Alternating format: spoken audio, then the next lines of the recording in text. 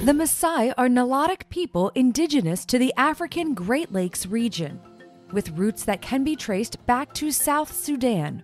According to their oral history, they began migrating south from the lower Nile Valley north of Kenya's Lake Turkana sometime in the 15th century, ultimately arriving in their current range between the 17th and late 18th century. Many of the ethnic groups that had established settlements in the area were either displaced or assimilated by the Maasai, who also adopted certain customs from them. By the mid-19th century, Maasai territory included the entire Great Rift Valley, as well as the lands that surrounded it, and its people had become as well known for their strength as warriors as they were for their cattle herding. The Maasai culture is predominantly patriarchal, with a council of elders overseeing the daily running of the village and administering matters on the basis of an oral body of law. Execution and slavery are unknown in Maasai society, and arguments are usually settled via cattle payment. The Maasai belief system is monotheistic. The deity is called Ngai and has a dual nature, both benevolent and vengeful.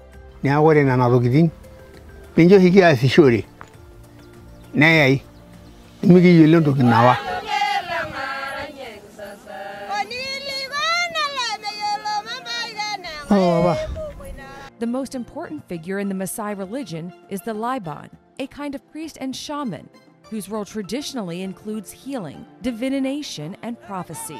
In today's society, they also have a political function, as most Liban belong to the Elders' Council.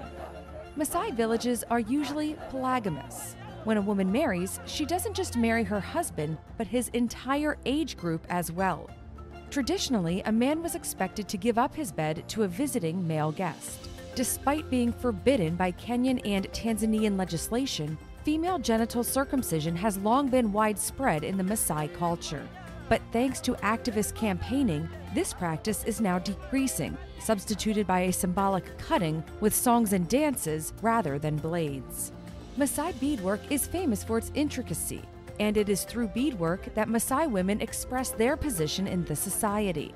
Natural materials such as clay, shells, and ivory were used before trading with the Europeans began in the 19th century. They were then replaced by colorful glass beads, which allow for more detailed beadwork and color patterns. Each of the colors used have a meaning. White symbolizes peace, blue is the color of water, and red is the symbol of warriors and bravery. Most Maasai men and women shave their head during rites of passage, such as marriage and circumcision. Maasai warriors are the only ones allowed to let their hair grow, and usually wear it in thin braids. The Maasai also stretch their earlobes using stone, wood, and bones. They usually wear beaded earrings on the stretched earlobe and smaller piercings on the top of the ear.